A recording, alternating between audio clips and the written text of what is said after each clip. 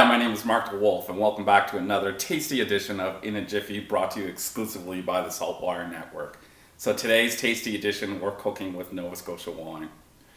About 40 years ago, Dr. Norman Morris and Roger Dial planted vineyards in and around Grand Parade National Historic Site. I don't think they could have imagined that 40 years later, Annapolis Valley would be awash with vines, rich in cultural experiences, full of great restaurants, and have this sort of agricultural-based ecosystem of activities that support each other and create a wonderfully dynamic industry for the Nova Scotia economy.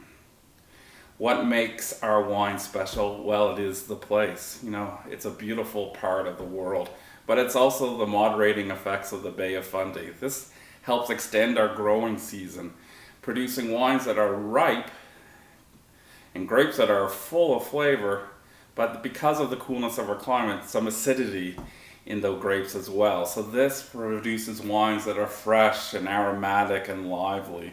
Our most famous wines, perhaps in the world stage, are traditional method sparkling wine, but for everyday drinking, I think it's Tidal Bay. What makes Tidal Bay special? Well, in the North American wine landscape, it's pretty unique. It's the only appellation that's modeled after appellation systems of Europe. That means there's rules. Things like the yield is defined, how you make it's defined, even things like sugar level and acidity levels are defined. We have a fair number of grape varieties and can go into it, but ultimately we're trying to produce a wine that is expressive of the Nova Scotia terroir. So for me, that means their wines are bright, they're aromatic, lively and fresh. And when in terms of bringing it to the table, that for me means seafood.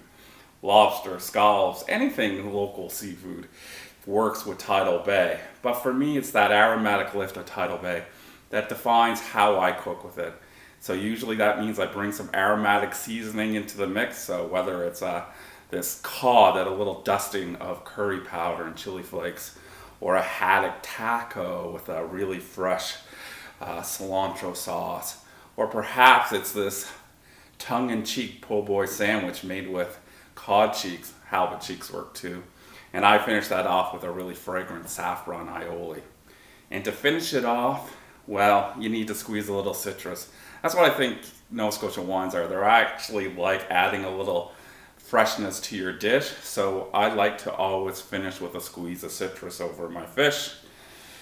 I'm going to add it to all of them. Done.